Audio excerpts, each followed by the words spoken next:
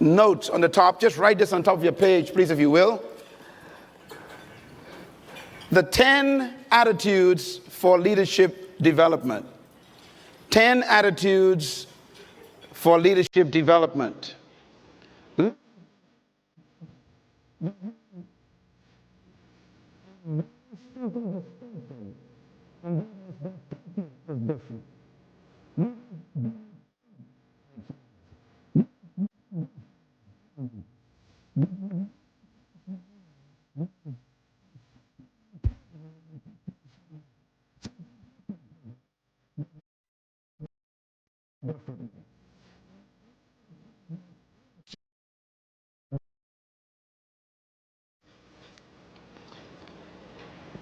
If you want to be an impactful personality, you have to develop certain types of thinking and perceptions that change the way you see yourself and see the world. I call this the spirit of leadership.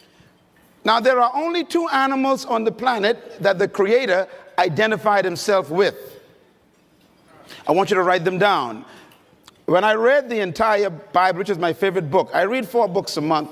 I've read hundreds of books, and that's my commitment. For the last 20 years, I've been reading 4 books a month. And that gives you an idea of how much reading I do. Because if you're going to become influenced in the world, you have to be a reader.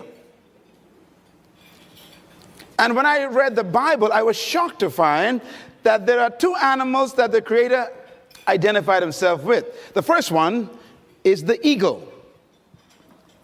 The eagle. And the second animal is the lion. And when I identified those 2 animals as his favorite to identify himself with, I recognized I better study these 2 animals, because if he is the leader of the universe and I want to be a leader on earth, I better find out the nature of these animals and also the attitude of these animals. And I discovered that both of them are the kings of their domain. The eagle is the king of the bird kingdom, and the lion is the king of the animal kingdom. I don't, therefore, want to not understand them. Well, I want to talk about the lion today, even though I can do a session on the eagle, which is very important. But let's talk a little bit about the lion. The lion has what I call the spirit of leadership. And this word spirit here is referring to attitude. Everybody say attitude. A leader has an attitude that makes him or her different from followers.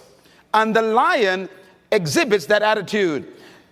We have to cultivate the same attitudes that the lion has, because the lion apparently has been given the same attitudes that God himself identifies with, and he put it in these creatures. And apparently you and I are supposed to be the king of the animal kingdom, the rulers of all animals. So obviously we have somewhere trapped on the inside these same potential attitudes. Now, the lion is the king of the jungle, but the lion to me is a great source of encouragement to all of us. I want you to write this down. Remember this as long as you live. Number 1, the lion is not the tallest animal in the jungle. Number 2, the lion is not the largest animal in the jungle. Number 3, the lion is not the heaviest animal in the jungle. Number 4, the lion is not the smartest animal or the most intelligent animal in the jungle. And yet, the lion is the king. Tell your neighbor there's hope for you. That's right, because you ain't tall, you ain't smart, you ain't intelligent, you ain't the biggest, but you could be the leader. The lion, therefore, cancels all of your excuses for not becoming a leader. You don't need to be intelligent. You don't need to be smart. You don't need to have a certain height. You don't need to have a certain weight. You don't need to have any kind of advantage. And yet you can be the leader. Now, what's the main thing that shocks me about the lion is that the lion is not larger than the giraffe, bigger than the elephant, or heavier than the hippo. The lion is an amazing creature. He's not as smart as the hyena or the snake. And yet, when he shows up, they all run away. What makes the lion so unique? Well, here's one of my favorite quotes that I put in my books, and I believe it really brings home the point. An army of sheep led by a lion will always defeat an army of lions led by a sheep.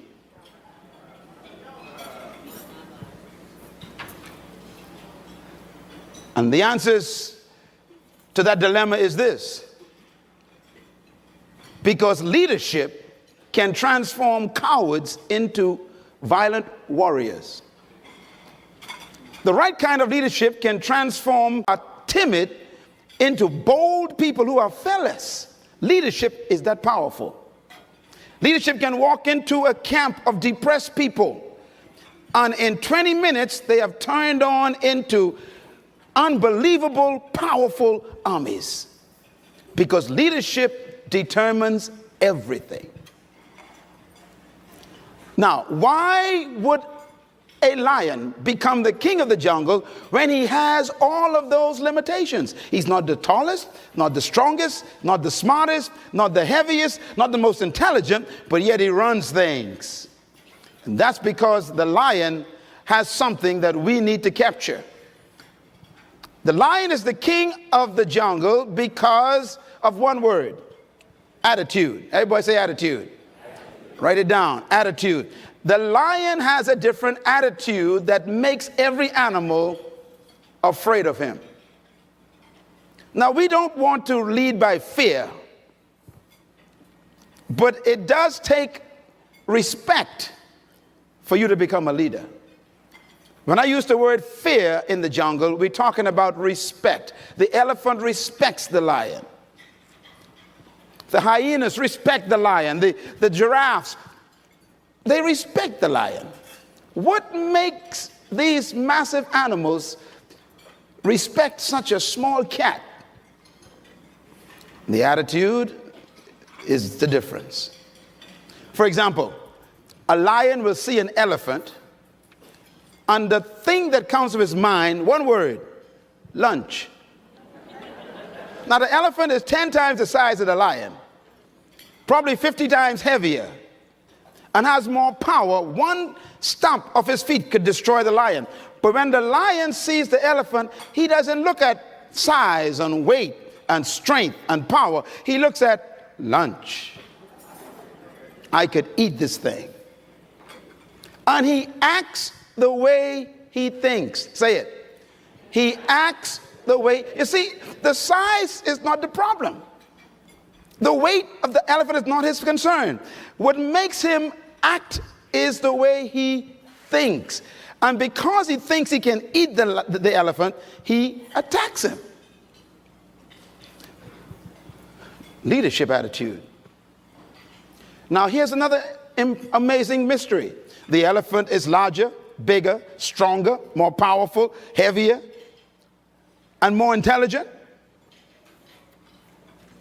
And yet, when the elephant sees the lion, one word comes to mind: eater. New word, write it down: eater. In other words, the elephant is controlled by the way he thinks. He thinks that he is lunch. Therefore, his size, his weight, his power, his might, his authority is a victim of the way he thinks. It doesn't matter how big you are, how intelligent you are, how many degrees you get. It's your mind that keeps you small. And it doesn't matter how small you are, or how unintelligent you may seem to be, or how much you don't have. It's your mind that makes you the leader. Attitude. The attitude, therefore, is the difference. Write this down. The difference between a leader and a follower is attitude. Why?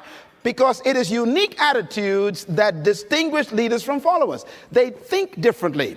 And that's because attitudes produce certain behaviors.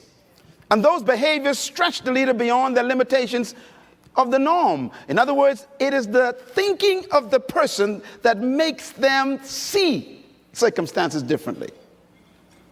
People ask me, how am I doing? My answer is, I have no problems. I haven't had a problem for the last 35 years. Why? Because nothing in my life is a problem. The word problem is a human definition of an opportunity to grow.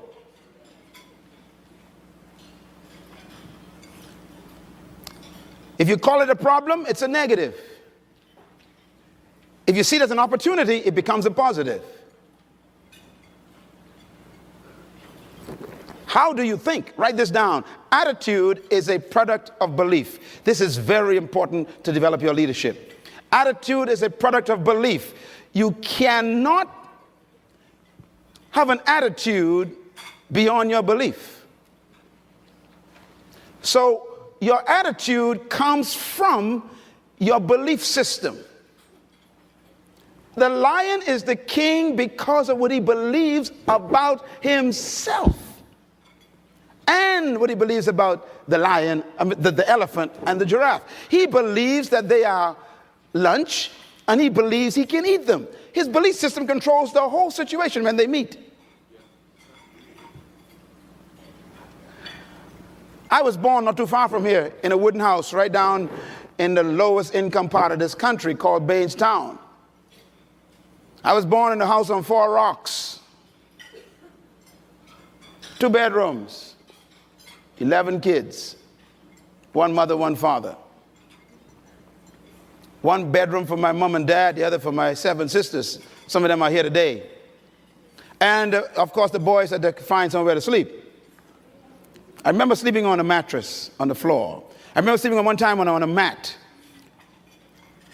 And that sheet never kept the mosquitoes out. All around me was poverty. But we didn't know that because everybody was poor. The only way you know you're poor is when you meet a rich person, okay? So, and there I was sleeping on the floor. Wonderful family. They loved me. We loved one another. My parents loved us. We loved them. We had a great family. But we didn't have much. And every opportunity was around me to think negative. I was on the other side with alcoholics all over the place. And I remember, my mother and father would tell us things to fix our belief system. They would say, you can do anything you want to do, son. And they said that when I was sleeping on the floor. They were working on my belief system. And then they taught us the Bible. Now, I don't know about you and your belief about the Bible made me what I am today, so don't you talk bad about the Bible. And if you don't believe in the Bible, that's okay.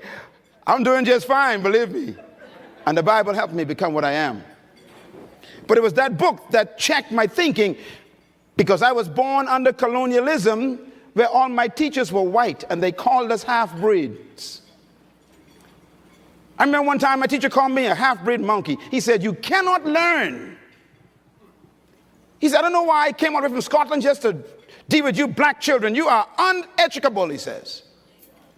Your brain is not normal. You are not intelligent creatures. You are like monkeys. And I was sitting there crying because the guy was just laying into me and I was believing him.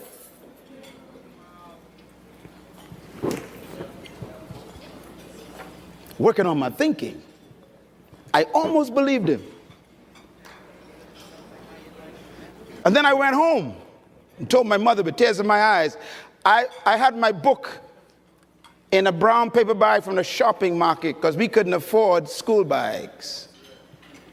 And I remember going home with that brown paper bag, crying and telling my mom and dad that my teacher said I'm a monkey and I can't learn and that something's wrong with me and I'm retarded and we cannot measure up to their level of expectation. And I began to cry. And my mother said, it doesn't matter what your teacher says. Come here, boy. And she sat me down on that bed. She said, open the Bible. I said, yes, ma'am. I'm crying, tears dropping down on the book. She said, turn to Ephesians. I said, I can't spell that. So she found it for me. I was just a young kid, 11 years old. And she said, now read verse 20. I said, yes, ma'am. And I read it. Ephesians 3, verse 20. Don't you laugh at the Bible. The verse said, now unto him who is able to do exceedingly, abundantly, above, far beyond all you can ever ask, think, or imagine, according to the power that worketh within you. To him be glory. Mom said, read it again. I read it. She said, read it again. I read it. I said, read it again. She said, read it until you don't have to look at it. And I sat there and I memorized that verse in one afternoon. She said, now that's what you believe. And I realized that the power of my future was not in the teacher. It was inside of me. And suddenly that day I became my own teacher. I really did. I didn't trust any more teachers anymore. I went from an F student to an A student in one semester because of my belief system. I graduated from that school. It was called Robinson Road School. It's now called CH3. It's right down the street. I graduated head boy. I used to be an F student and a half-breed monkey, remember? It was my what? Belief system. Write this down. No one can live beyond the limits of their belief. So if you want to live beyond what you're living now, you have to change your belief system. Leaders are born when you have the discovery of a new belief system. The secret to anyone rising is what happens in their belief system. And that's what this conference is about. Write this down, please. Your life is what you think it should be. That's exactly what you are right now. You are what you thought you should be. And if you don't like who you are, you got to change what you think you should be. That's how leaders are born. I'm going to move fast, so you better write fast. You see that picture there? I love this picture. That's what you need to do. This conference is the mother lion, and the little cub is you. And we're going to train you how to go get that elephant. Look at that kid looking. Look at him looking. Whatever mom looking at, he looking at what mom looking at. By the way, when the lions attack the elephant, the males never go. Only the females attack. Come on, ladies, give me a hand.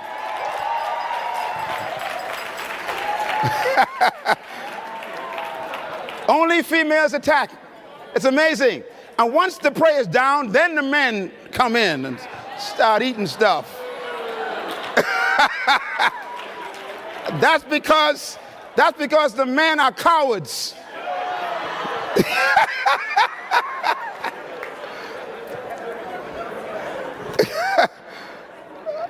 No amount of training in leadership skills, no amount of leadership courses or management methods or titles, no amount of promotion or associations with rich people or smart people can ever substitute for the right attitude. No substitute for it. As a matter of fact, your leadership development is determined by, number one, your perception of who you are. Number two, by why you think you exist. And number three, these are very important, your sense of significance. I am giving you my secret to life right here. What brought me from the floor to flying my own jet is these simple statements here. You got to first change your perception of who you are. And that starts with a belief system. Secondly, you must change your perception of why you think you exist. And number three, your sense of significance. Once you discover, no matter where you are right now, it doesn't matter. I don't care what situation you're in now, where you're working, or what situation you're in. If you get these three things to come alive in this session, when I see you again, you'll have a story to tell me. Number one, your perception of who you are. You've got to change it. And most of our perceptions are other people's concepts of us, and therefore we don't have self-concept, we got other concept. What is your perception of who you are? And the second one, why do you think you exist? You got to discover that you were born for something, some reason. There's some purpose for your life. If you don't discover that, you'll always have a job, and we'll bury you in an average grave with an average tombstone. And you must develop a sense of significance in your life. Discover that you are important to the human race. You are important to the world. You are important to your universe. When I had to grapple with that question, it was tough. Because I've been taught by society, like you have, that you are just a social security number or some NIB number, or you're just kind of a worker in the system. But that's not true. You were born to do something very significant in the world. And you have to get to the point where you believe that. Cultivating these attitudes are the key to becoming a leader. Now, when attitudes of leadership is married to the ability of leadership, then you become a leader. You can have potential, but if you don't have the belief, your potential becomes a victim of your present belief. Remember the elephant? The elephant has great power, but what makes him afraid of the lion is his belief system. So your mentality has to be equal to your ability for you to manifest leadership. You do have the ability, you were born with it to be a leader, but your mentality hasn't matched it yet. And that's why all of your capacity to lead is buried under your lack of belief that you can. Belief is so powerful, it can make an elephant act like a sheep in the presence of a lion. You know, normally people who are insecure, whenever they meet somebody who is confident, they always call the confident arrogant.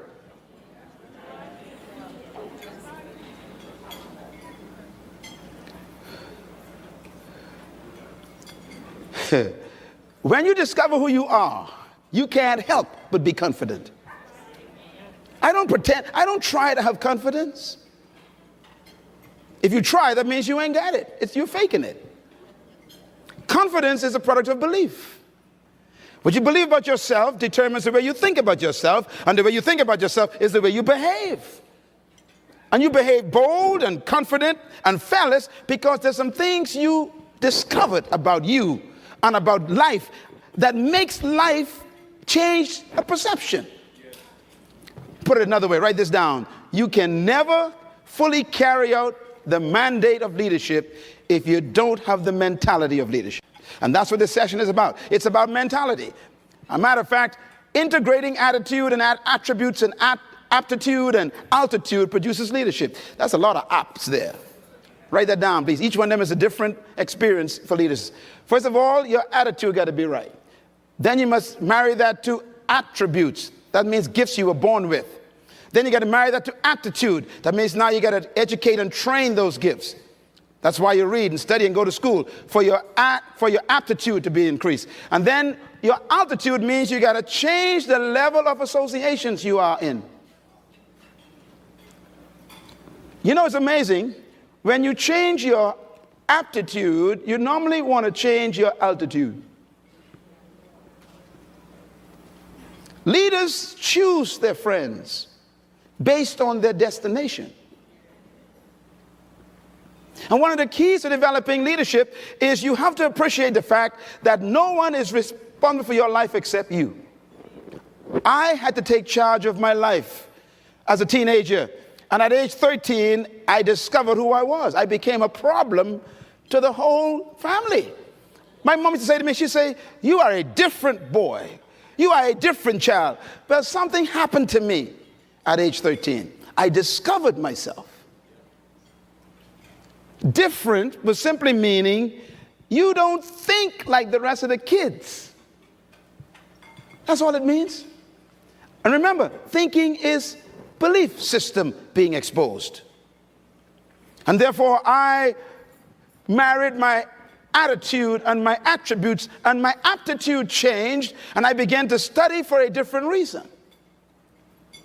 And suddenly my altitude changed. I started attracting different types of friends. And by the way, you know, an eagle, you see, the other animal that God identifies himself with, I studied eagles intensely. I got a whole series on eagles because you must study to understand life.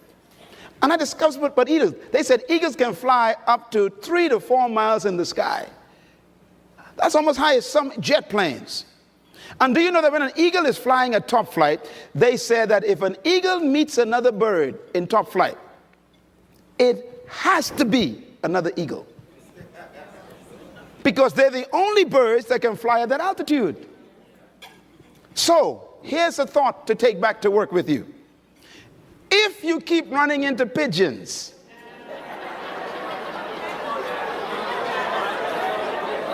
and ducks, and tobacco doves, you are flying too low. Do you know what a pigeon is? Eagles never flock. You only find them one at a time. So if you keep attracting a gang of people around you at work, everybody want to bring gossip to you, cackling, duck, you are in bad company.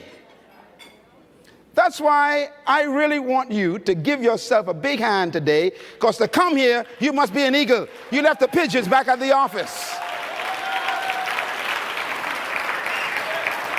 Well, why are you going down there? Who do you think they are? They can't teach you nothing. Hey, that's a chicken talking.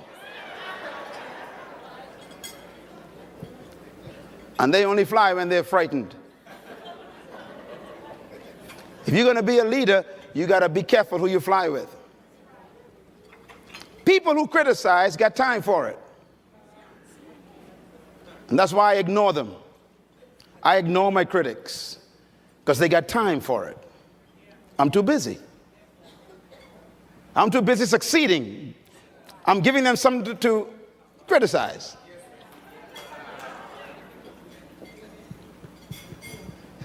The greatest revenge in life, they say, is success. Write this down. It's not ability, it's mentality that makes a leader. It's not ability, it's what? Mentality. That elephant and that hippopotamus has power. They got ability, strength, size. They got might. They got ability. What they lack is mentality.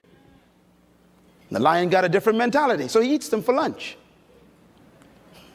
Write this down. What you think is more important than what you do. And so if you want to change, you got to work on this attitude bit. And there's my conference people again. Working on this. Okay. Here's my philosophy. My philosophy and the philosophy of this association, the Third Association, is this: trapped in every follower is a hidden leader. Say that with me. Trapped in every follower is a hidden leader. Say it again. Say it loud. Raise the roof. Point at somebody and tell them right to the face. Come on, say it. Trapped in every follower is hidden leader. Say it one more time. Trapped in every follower is hidden leader. Therefore, the goal of true leadership is to release the hidden leader in the followers.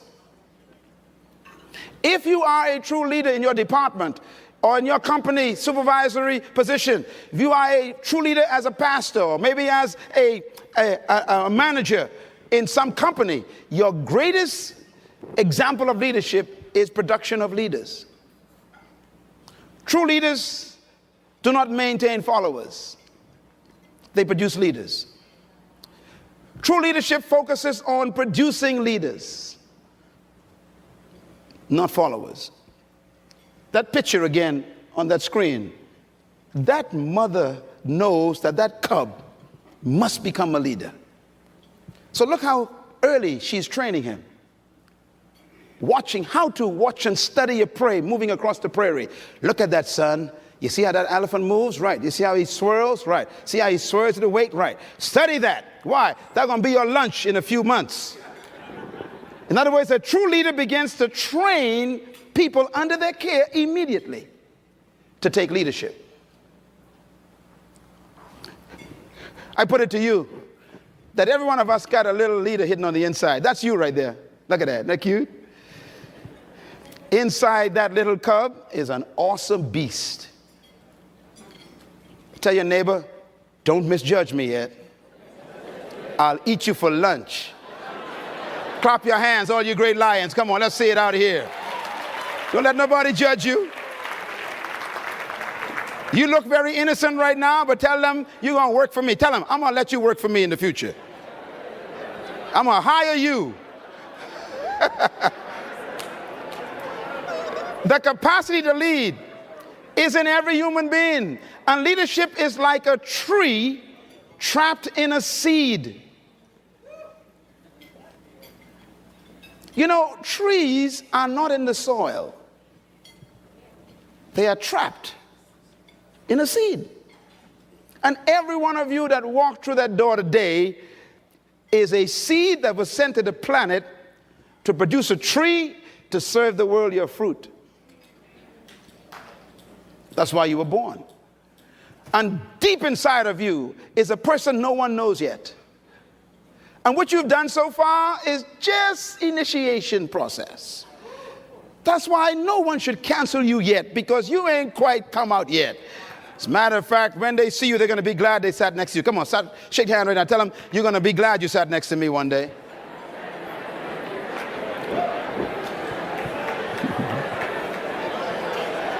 Yes, sir. They're going to say, I remember that guy on TV. He sat with me in the conference. Oh, yeah, I remember that guy downtown who owns that 50-story building. He sat with me in the conference in Nassau. Oh, yes, that guy who walked out of that private jet. I used to know him. He sat with the conference next to me. Come on, tell somebody, you don't know who I am. So take me for lunch tomorrow. You never know who you're sitting next to. Write this down. Leadership manifestation requires the right environment. You know, a seed can be placed on a windowsill in your tiled bathroom and stay there for 50 years, and the tree never come out.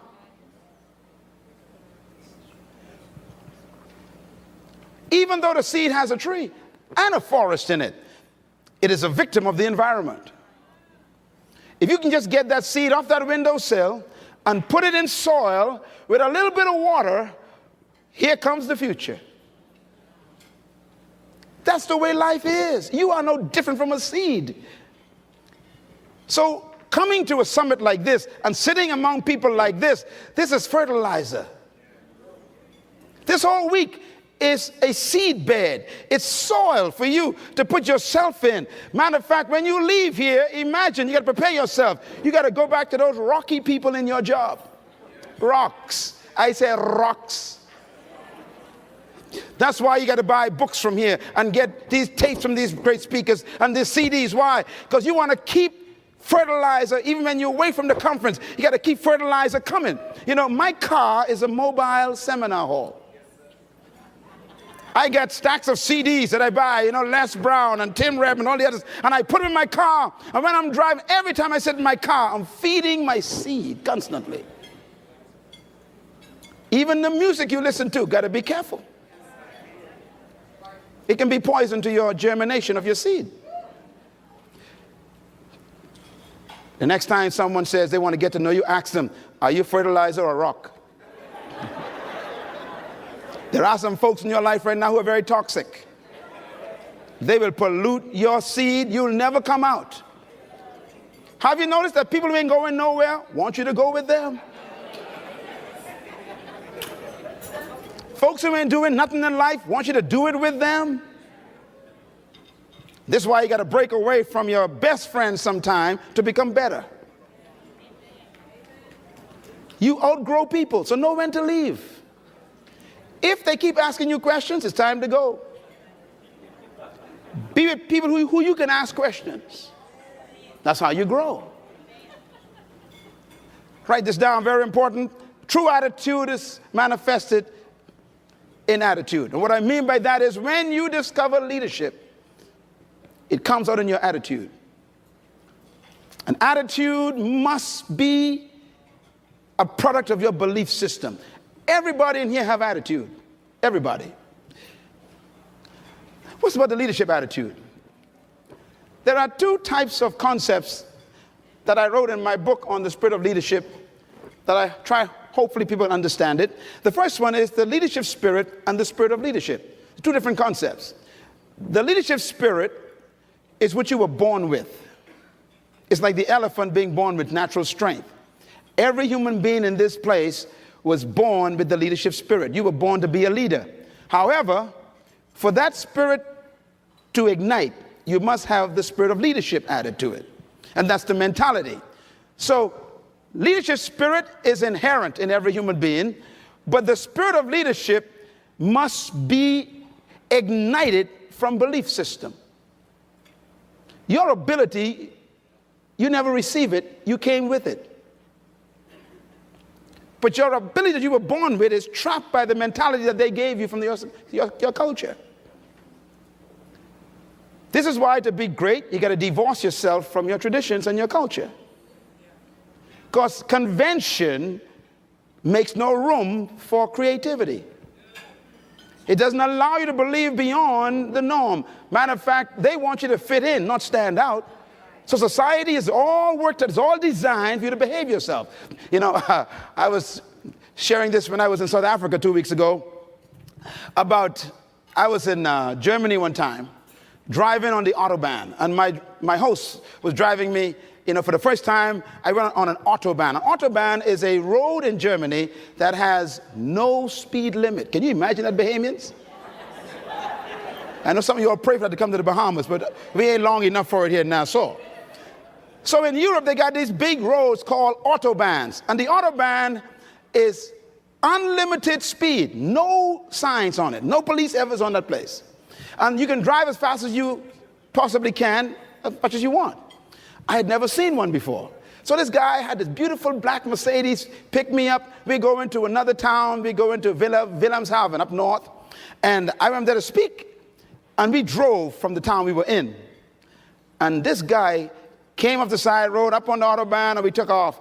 And this car took off. And it just went 90, 100, 150, 170. And I'm sitting there just getting... Man, I was like, this is crazy. I love it. So he looked at me. He says, is something wrong? I said, 180. He said, so? I said, no. It was my convention kicking in. Even when I was free to go as fast as I could, my training was saying no. So he did something interesting. He says, at the next rest stop, I'm going to pull over, and I want you to drive. I say, yes, sir. Dreaming of this all my life. He pulled in there. He switched seats with me. Man, listen, I was like a little boy again. I pulled on that Autobahn and hit that accelerator, and I'm flying. 100, woo, 110, hey, 120, 125. All of a sudden, my fear kicks in. I better stay at 125. All of a sudden, I heard something pass me. He said, the guy laughed. He says, you're standing still. So my pride got a hold of me. I said, I'm a Bahamian, man. No one beats a Bahamian. I'm going to catch him. And I took off, man, 125, 150, 180. I saw the guy coming closer and closer. And 190, I was right next to the guy. And I'm going, and I passed him. 200 kilometers per hour. That time I'm laughing, yes, I got it, man. I'm ahead of the whole pack. 10 minutes later, a guy passed me, shoo! I said, not again.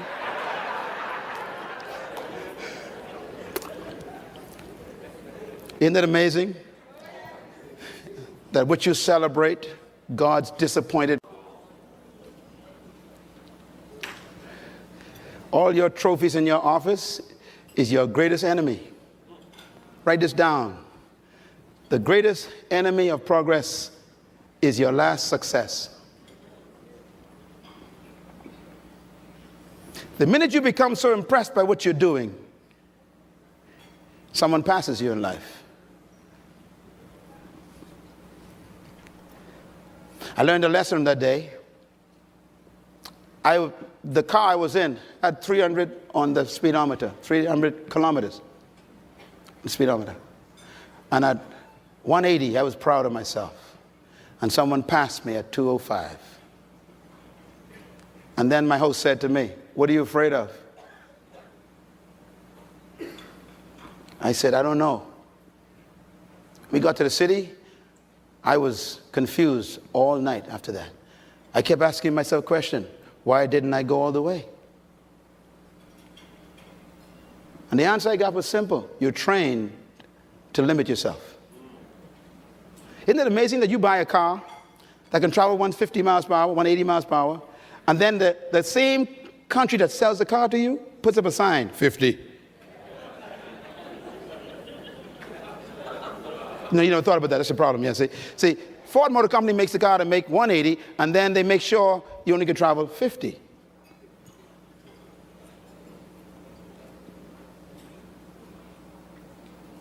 Society is designed to make sure you never become a leader. And that's why for you to become a leader in your workplace, you're going to have to break away from the traditions. Now, I want to warn you, when you decide to break the speed limit, all your enemies will wake up in the office. Every critic that you thought was your friend will suddenly come alive. Because people don't want you to leave them in their nothingness.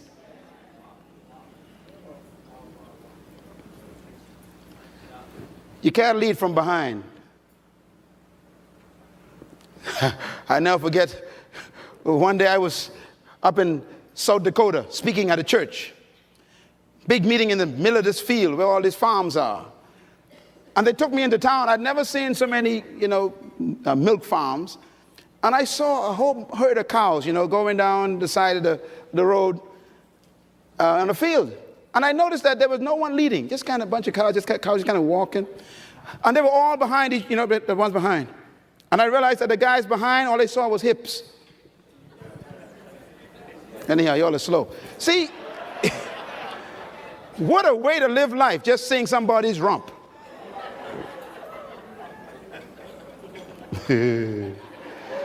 But you see, we love to see rumps. Because when you see somebody's rump, you don't have to think.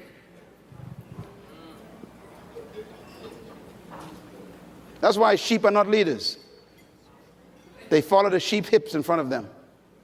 But when you're out front, ain't no hip to follow. You got to design your course. And that takes boldness and risk. It takes all kinds of challenging commitment to decide where you want to go in life out front. Please write this down. Having the leadership spirit means that you are naturally created to lead. But the mentality is what wakes it up. And here I am at age 13, hiding in the bush. Some of you in this room look just like that. You are powerful, but they got you in the bush. The social environment is just making you afraid to come out and take what's yours in life. I put it to you this way. There was a story of a man. His name was Caleb. Caleb was the man in the bush until he ran into his creator and his mentality was changed. And here's what Moses said, rather what God said to Caleb. Caleb and Joshua were the only two guys in the Bible who went to the dream that God gave the whole country. Everybody else died in the desert. And you remember Moses told a story. The story is about Moses. He told the 12 tribes to choose a leader. He took the leader and sent the 12 leaders into the land that they were going to. And the text says that when they went into the land to check out the land that was already theirs according to promise, they all came back, and 10 of them told Moses that the land they saw had big giants in them. And then they also told Moses that we were like grasshoppers in their eyes. Now, they never talked to the giants to find out if that's what the giants thought about them. Let me say that slow. You missed that.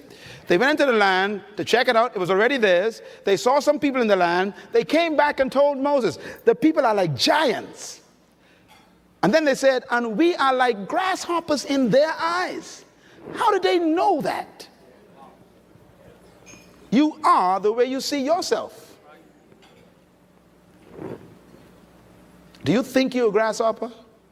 The elephant actually thinks it's a meal for a cat. It was their thinking that made them not go into the land. However, Caleb and Joshua came, and Caleb and Joshua said, Moses, don't believe them. We are well able to take the land. The people, oh, they're nothing. We can knock them off. The farms, matter of fact, then they said, the farms are beautiful. The grapes are big. I mean, all the cattle, man. Hey, Mo, let's go get them. The attitude was different. And here's God's response to Caleb and Joshua. He says, because my servant Caleb has a what? Different spirit, small s means attitude, and follows me wholeheartedly, I will bring him into the land. In other words, the only difference between the 2 and the 10 was attitude. They saw the same thing, they saw the same people, they saw the same land, but their perceptions were different based on their belief system. And that's what makes a leader a leader. The mindset of a leader is what changes his attitude toward life and himself. Write this down. Caleb possessed the spirit of leadership, which is attitude. He was not a man that was bigger than them or stronger. His thinking was different. And that was the only distinguishing factor that the Creator said made the difference. Read that verse again. He says the only difference was their spirit was different. And the word there means attitude. It's a small s. Now, mentality can do that to you. Look at that beast. Isn't that a proud-looking creature? I mean, no fear, just peaceful. That's how I am. No problem. I don't feel like eating right now. Say, all of y'all are lucky, he says.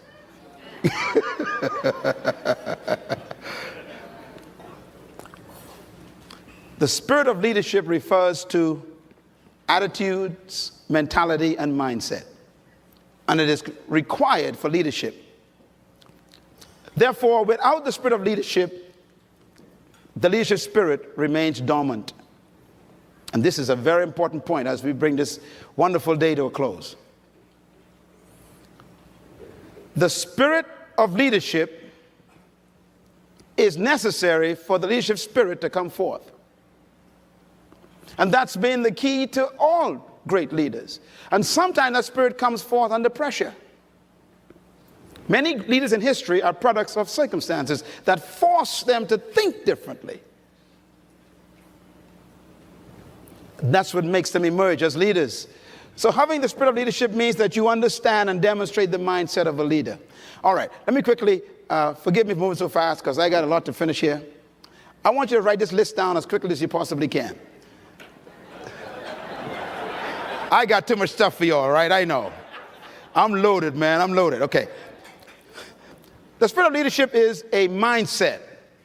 It dictates your motivation. It is revealed in your response to your environment. The spirit of leadership is a perception of yourself and the world. How do you see the world? The spirit of leadership is your convictions that regulate your thoughts about yourself and people. The spirit of leadership is your personal, private philosophy of life. How you think about life and yourself. The spirit of leadership is your thoughts about oneself and one's environment. Please buy this CD and put it in your car on the highway. The spirit of leadership is your thoughts about yourself and the environment. It is your belief system which controls your behavior. The spirit of leadership is the source of your action which determines the response and how you interpret the world. This is very important. I see the world differently from most people because of my belief system, which becomes my attitude creator. So I don't panic over nothing. I don't panic. Panic is a product of a certain belief system. If my house burns down today, well, I guess I got to build a bigger one. I always wanted to get rid of this house anyhow. Thank you, fire. Your attitude is determined by your belief system. This last one on the bottom. The spirit of leadership is the source of your actions which determine the response of how you interpret life. And therefore, it is your mental conditioning. Your mental conditioning. Spirit of leadership is your mental conditioning. And this entire summit every year is designed to work on your mental conditioning, to give you a different way of thinking every year. You change more and more so that your life changes. There are so many testimonies in this room. Folks been coming here for 20 years.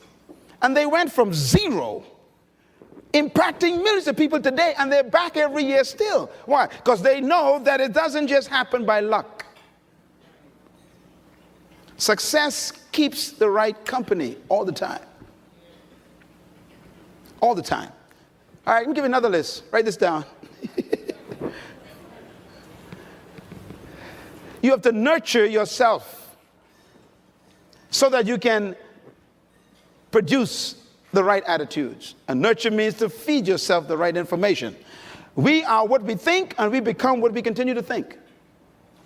And this is why I constantly monitor my thinking processes. But every time I have a chance, I have a book in the bathroom, a book in my briefcase, I got a book in the office, I got a book by the toilet. So wherever I am, I'm working on a chapter somewhere. Because I got to get through these 4 books every month. I love my wife. She reads a lot. She reads more than me. And our house is full of books. Our kids, we never tell them read. They watch us read all the time. If you want your kids to value books, you should value them. You tell your kids, go read the book, go read your homework, and then you watch TV. They're confused. Everybody say values. Say it loud. Your kids will value what you value. If you value TV, they're going to hate books. If they watch you always reading books, they're going to turn the TV off, because whatever mom and dad values and mom and dad are doing well, that must be what we should do too. So our kids fell in love with books. My house is full of books. I'm beginning to run out of house. Because you become what you think. You cannot rise above the plane of your mental conditioning. So I got to constantly keep feeding my mentality. I have to work on it so I can work up my altitude of mentality. To change your life, you must change your mind. And this is why the heart of leadership is working on the way a person thinks. Now, pardon me. Here's the most important thing to write down. Hey, trust me with this one. Write this one down, okay? 7 principles of true leadership. Number 1, true leadership is inherent in the human spirit. You have to believe that first. Every human being possesses the capacity to be a leader. Whether they die as a follower is a choice. Number 2, true leadership cannot be taught. It must be discovered. This is why going to any leadership course or any leadership school doesn't produce leaders. Fortune 500 companies spend billions of dollars every year sending their would-be leaders, managers to all kinds of seminars all over America, and they come right back and be the same person. Because leadership cannot be taught, really. It must be discovered on the inside. Number 3, true leadership is self-discovery. And number 4, true leadership is serving your gift to the world. Everyone in this room was born with a specific gift. Some of you got 2 of them. Don't try and develop all of your gifts. Focus on one. Make it your primary gift. And then refine it. And then serve it to the world. The key to leadership is service. But it doesn't mean servitude as making yourself of less value. You serve because you have value. It is your gift that makes you valuable, and serving it is your responsibility. And the better you serve your gift, the greater leadership you achieve. That's why Jesus said, the greatest among you is the one who serves everybody. The greatest is the one who serves. The greatest is the one who serves.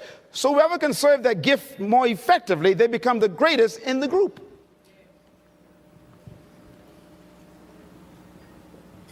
No one came to earth without a gift. The problem is we try to take other people's gifts and make them ours. If you become an imitation, you're going to be broke. You need to find your gift, your strength, your unique power. And you need to take that and say, I'm going to become this. And then serve it to the world. And that's your leadership born that day. Write this down. Number 5, true leadership is self-deployment. Everybody say deployment.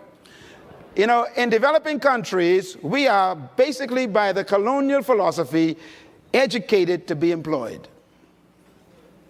And that is still one of our problems in the Bahamas. In Jamaica. In Barbados, it's heavy there. Trinidad, St. Lucia, St. Thomas, St. Kitts, Grenada, we're suffering from this problem. All over Africa, South America, same problem. Venezuela, just came from there a couple months ago. Same spirit there. Argentina, went down there, same spirit there in Argentina. I mean, we're all suffering from this mentality of the colonial spirit. And you folks from America who were part of the slave experience, you have the same mentality, still fighting with it. In other words, we've all been taught to be employed, not deployed.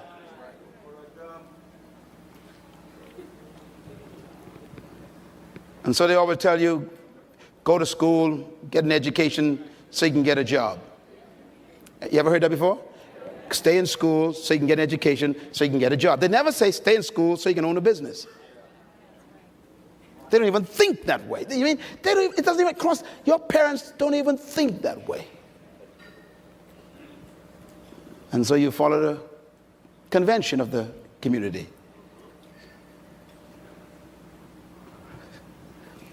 I'll never forget the meeting when I went to Malaysia to speak. I was speaking at the largest Sony plant. I had 2 days with them. The first day, I spoke to all the managers, all the CEOs. I was the speaker to train them. And these people, man, they're all slant eyes, you know. There was Chinese and Japanese and Singaporeans. All these folks were there in Malaysia working for Sony. And I had to do training there for management development and leadership training for the whole day. And then the next day, I had to speak to 2,000 of the workers in the plant who were making television. They were producing, you know, CD players. That's where all this stuff comes from. There's the big plant in Malaysia where they make this stuff. And I was there the second day and did training all day. The third day, the president of that particular firm called me up and he says, our CEOs and our executives are so impressed by you, we want to take you for lunch. We want to talk to you some more. So we went to this restaurant, ate stuff I don't want to talk about, and then we sat there, we began to talk, and here I was, you know, in this room with all these multi-millionaires and a few billionaires, and I'm the only black-colored guy in the room, man. It was feeling so good. I felt like raisin in a bowl of cornflakes, you know what I mean?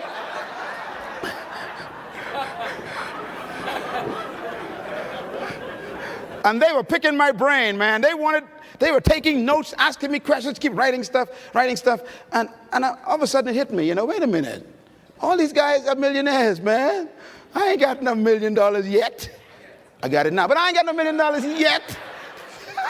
And I'm sitting there thinking, wow, man, every Chinaman I know owns a business. And here I am in the heart of Asia, where they come from. And I said, sir, pardon me, I have a question that I need you to answer. And they looked at me. I said, tell me, how come everywhere you all go, no matter where it is, you go to the lowest ghetto in the heart of the township and you end up owning a business? Can you tell me what is your secret? And they looked at each other and they laughed. And then they spoke in a language I didn't understand. I went, you all speak English. You all don't talk like that in front around me. I want to hear what you're saying. And they laughed.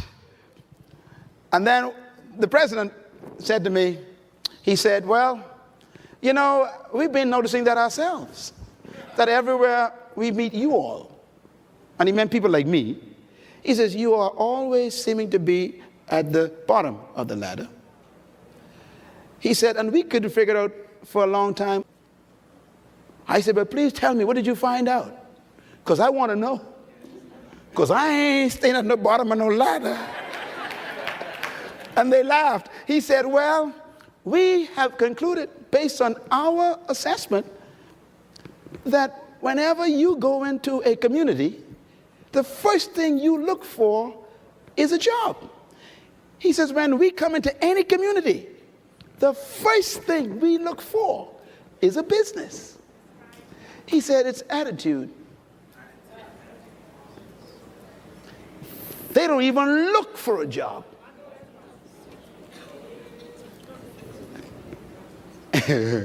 Any Chinese working for you? Come on, clap. Learn the lesson right now. Everybody say attitude. Attitude. They don't even think about employment. They think deployment. As a man thinketh, so he becomes. So here we were in Bainstown, in the ghetto of the island, and on Augusta Street, a street right across where we live, was this Chinaman in the heart of the poorest part of the island, and we buying from him. And I'm like, what are you doing here? Mentality. Tell your neighbor, deploy yourself. Let me say this to you. So I said to the guy, I said, excuse me, so when you go into a town or any country, so what do you do until you get a business? He says, any employment we have is always temporary. We only want enough money to start a business, that's all. Mentality. Number 6, true leadership is self-manifestation. You become a leader when you discover who you are and decide to become it. And that's how it works. True leadership is self-manifestation. Your leadership is not ahead of you, it's trapped within you. You are so great, it's amazing. But the environment won't allow you to become it.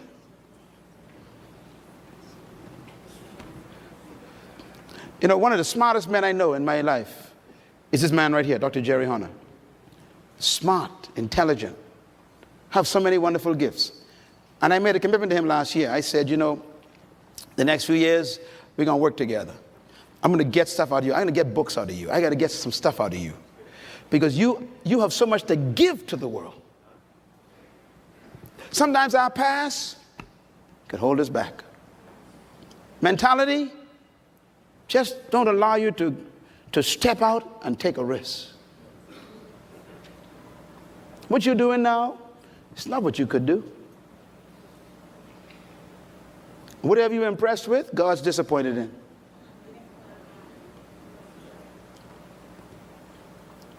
in. This conference began, every conference we begin by faith. No money, just some good plans, and a lot of good announcements. And that's the way life is. Stop waiting for everything to show up before you start. Every leader, I tell you the truth, every leader ain't know what they doing. Me included. We don't know what we're doing. We just say, I got this idea, I'm going to go for it. And for heaven's sake, believe me, we ain't got no money. What I mean is for our projects. Because you are not a leader unless you're doing something you cannot pay for. Let me try it again. You missed that, Gandhi. I say you are not a leader unless you are doing something you cannot pay for. Leadership demands that you got to take risks. After all, you out front.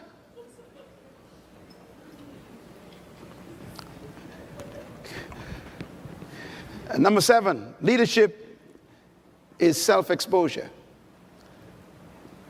When you expose your true self, get ready. People won't understand you, but go for it. Let us meet you before you die. I was in London one time, went up north to visit an old church that a guy told me about. I walked in this old church. The church was 200 years old, old church, a stone church. And I went in the cemetery around the church, and I saw these graves. And the graves were all broken down and everything. And I saw these graves there, and they had like 16, 18, 15, 42, these old dates and stuff. I'm like, wow. And I'm standing there by myself in this graveyard, hundreds of years old. I'm looking at this thing. And I heard a voice. And the voice said, do you see those graves? Most of those people never lived on earth. I thought, what is that? I don't understand the statement. And the voice came back again. It says, most of the people you see here, they never showed up on earth. I went back to my hotel room in London. That night I was disturbed by that statement all night. I couldn't figure what does that mean? Until the light came on. Oh, that means who they really were never showed up. Can I suggest, let us meet you before you die, please? Not the one the culture made. Not the one society produced. The one that's on the inside that we have yet to meet. The true self. This is why I keep telling people you got to die empty. The keys to leadership are built on some confusion. I want to give you these, what I call the 5 questions of life that you have to answer to become a leader. Number 1, who am I? Number 2, where am I from? Number 3, why am I here? Number 4, what can I do? And number 5, where am I going? These are the most important questions in life, and until you answer them, you will always be a follower. Who am I has to do with identity. You got to discover who you are apart from 6.7 billion people. Number 2, where am I from has to do with your heritage. And I'm not talking about your ethnicity, because your ethnic heritage is so confusing. Don't try to find yourself by going back in your ethnicity. You'll never find out where you're from. Why am I here is a question of purpose. You got to discover why you were sent to the planet. Where am I going is a question of destiny. And what can I do is a question of potential. And therefore, when you discover these answers, you've discovered your leadership. I know who I am. I didn't always, but I found out who I was. And secondly, I know where I came from. And I didn't come from the Bahamas. I didn't come from Africa. Because both of them are limiting. All cultures limit you. I had to come from something greater. I remember an intriguing thing I found in the Bible that impressed me. My greatest mentor in history in my life is Jesus Christ. And one time they asked him, where are you from? You know what his answer was? He didn't say I came from Bethlehem, grew up in Nazareth, and had friends in Capernaum. Matter of fact, he never said he was a Jew. He never said he was a Jew. His answer was, I came down from heaven. They said, no, we know your mother, she's Mary, and your daddy Joe. He says, no, I came down from heaven. He refused to have his heritage limited to earth. And so am I.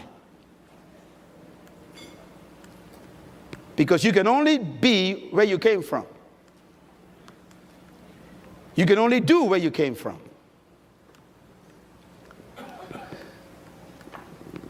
So you got to find another heritage.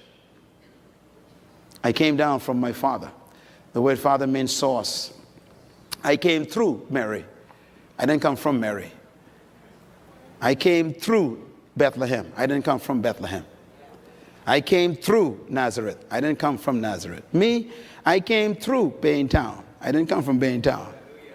I came through the Bahamas. I didn't come from the Bahamas.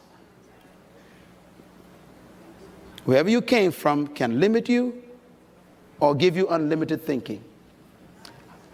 I was telling some friends the other day when I was in Africa again, in Bloemfontein. I said, look, I talked to some leaders in a small room. I said, let me tell you something.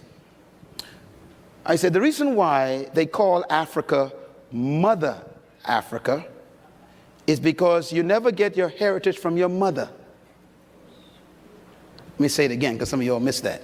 That's why you carry your father's name. The seed of your identity comes from your father. So Africa is not my home. It's too small. It was a mother. I came down from my father through the mother.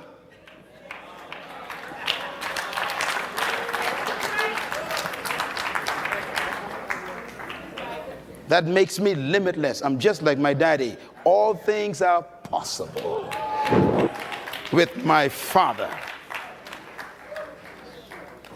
Tell your neighbor, act like your daddy, not your mother. Clap your hand if you understand what I just said. You got to get that right, eh?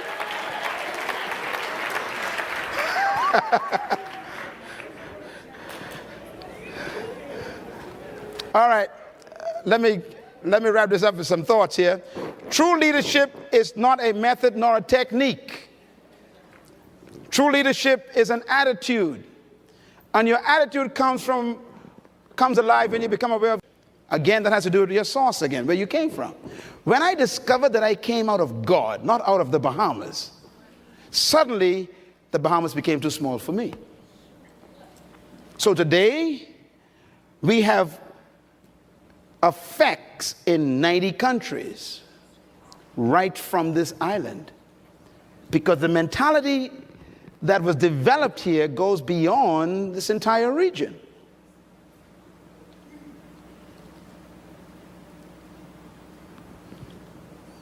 Don't let where you came from physically trap you. Don't let your ethnic heritage become your graveyard.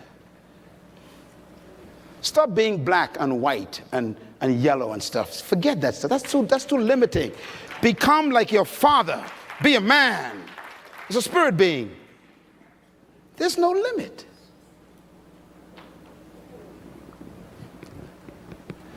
Beliefs and convictions of a leader regulates the nature of their leadership, and therefore the source of beliefs is the perception of your truth. What is truth to you determines what you do with your life. Whatever you think is truth, that's how you're going to live. That's why it's important to keep getting information, coming to meetings like this and seminars and all kinds of great opportunities. You know, tonight going to be a session that's going to be awesome. Matter of fact, the teacher is one of the guys whose tapes I listen to, you know, because his thinking stretches mine. I keep coming to people who make me think, because my belief system should always be open-ended. Everything you know is not all there is to know.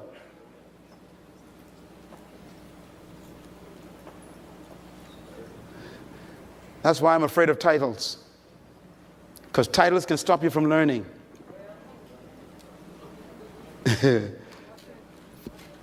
Even promotion can stop you from learning. The minute you give somebody a title like manager, they stop reading. You call them supervisor, that's it, no more schooling. I've arrived, see? Titles are dangerous. Let me just take a little liberty before I get in trouble. Throw your rocks later. You know, this is especially a problem in religious people. They love titles, man. You call a guy a reverend, all of a sudden, man, he's holy. He's, forget studies. I know God now. And for heaven's sake, don't ever give him the word bishop. That's it. That's it. It's over now. My God, no more study, no nothing.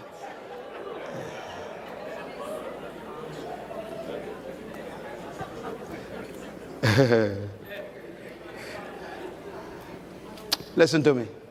This is just Myles Munroe's suggestion. Take it or leave it. The greater you become, write this down, the less titles you need. I repeat, the greater you become, the less titles you need. In other words, when you are not effective, you need a lot of titles to cover up for it.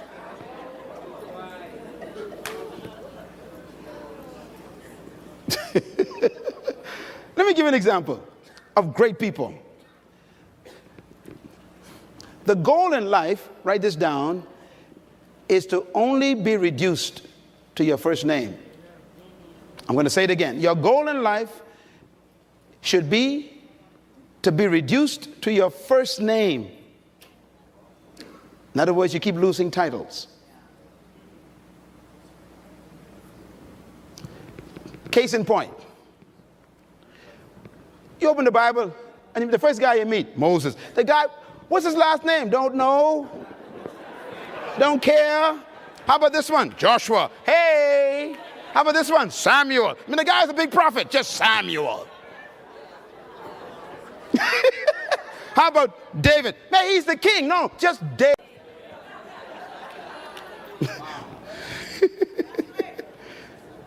And you want 10 titles and ain't done nothing yet. How about this one? Obadiah. Just Jonah. How about Micah? Nahum, Habakkuk, Zephaniah. Not Reverend Zephaniah, just Zephaniah. Haggai, not Bishop Haggai, just Haggai. Zechariah, not Saint Zechariah, just Zacchaeus. How about Malachi? How about this one? Jesus. Oh my God, now we get in trouble now. You call the guy by his first name, that's disrespect. That's all the devil needs to hear.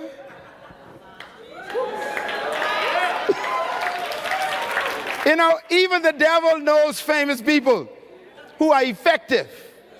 Like Paul I know and Peter I know, but you got too many titles, he says. Come on.